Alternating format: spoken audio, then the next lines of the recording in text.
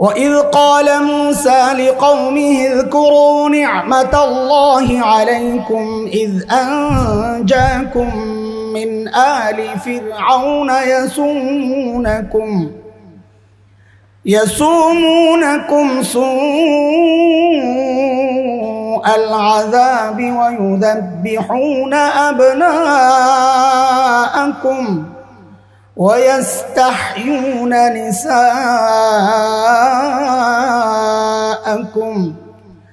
وفي ذلكم بلاء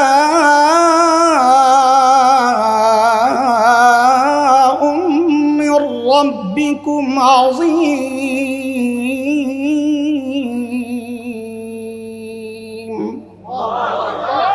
এই আয়াতের মধ্যে রব্বি কারীম হযরতে মুসার যে কওম বনি ইসরাইলের উপর নির্যাতনের কিছু ধরন দেখাচ্ছেন। যখন মেয়ে হতো তারা জীবিত ছেড়ে দিত। মুফাসসিরিন কিরাম লেখেন আসলে পরবর্তীতে ভোগ করার জন্য এবং কাজ করানোর জন্য রেখে দিত। আর যখন ছেলে হতো ফেরাউন এবং তার বংশের লোকেরা, ওই যে ফেরাউন স্বপ্নে দেখেছে বনি ইসরাইল এক ছেলে হবে, যেটা ব্যাখ্যায় আসছে স্বপ্নের, যে তার ক্ষমতা হারানোর কারণ হবে, তার কওম ধ্বংসের কারণ হবে।